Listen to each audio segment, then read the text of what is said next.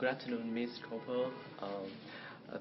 First of all, on behalf of all of the members of my team, I want to say thank you for being in our interview. I have known that you are an English teacher in the International Language Academy in Vietnam, or which is known as ILA Việt Nam. So, how long have you been teaching English in Vietnam? And what do you think about the Vietnamese children's ability in studying English? Okay. I have been in Vietnam for over 3 years. I've been in Hanoi for a year and a half. I feel that the children that I have taught quite similar in both places, although some people say that Hanoi and Ho Chi Minh are quite different, but my experience with the children, it's the same company and quite the same experience with the children. Most children are quite hardworking, quite well behaved. Some things that they do are like a little bit rude, or things that we think is not nice, but overall they're quite well behaved, I think. With your long-time experience in teaching English, with the most appropriate age for the children to study a foreign language? I think that learning a language is complicated and creative process in a way. Like, there are lots of rules to learn, but really you can only use the language if you can be creative and adapt what you've learned. I guess as you get older you form sort of bad habits, and I've seen like even early teens that are quite fluent in English but their pronunciation is pretty bad. Sometimes I can't even understand some of the words that they say.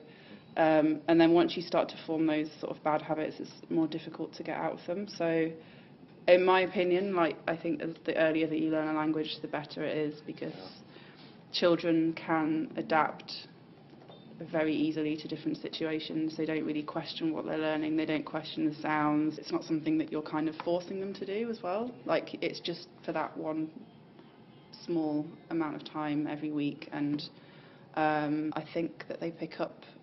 Really, the pronunciation is good, and I think as people get older, they start to pick up bad habits, and it's more difficult for people to change the way that they move their mouth.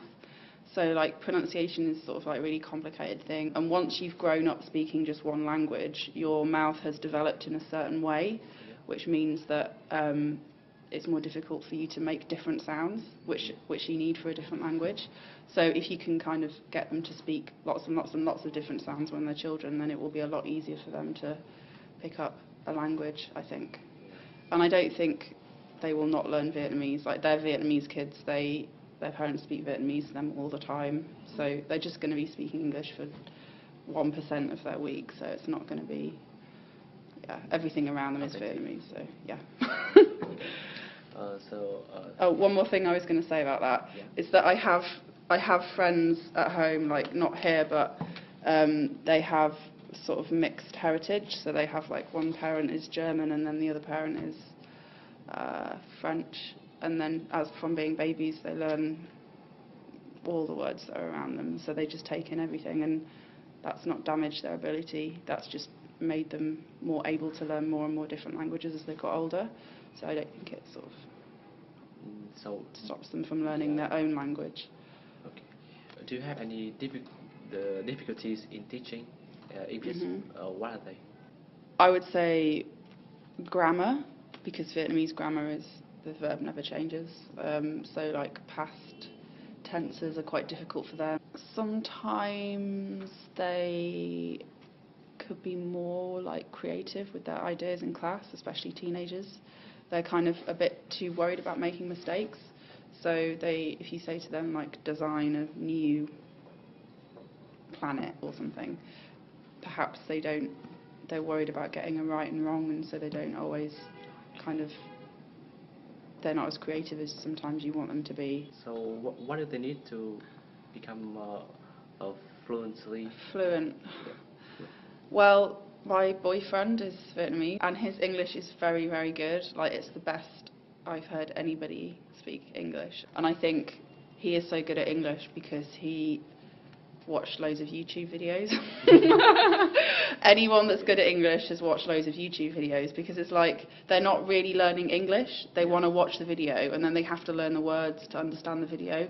And if they think the video's cool, then they're gonna get it. So I think the subjects that he's interested in, like I said earlier, are all in English, and like newspapers. He likes reading about politics.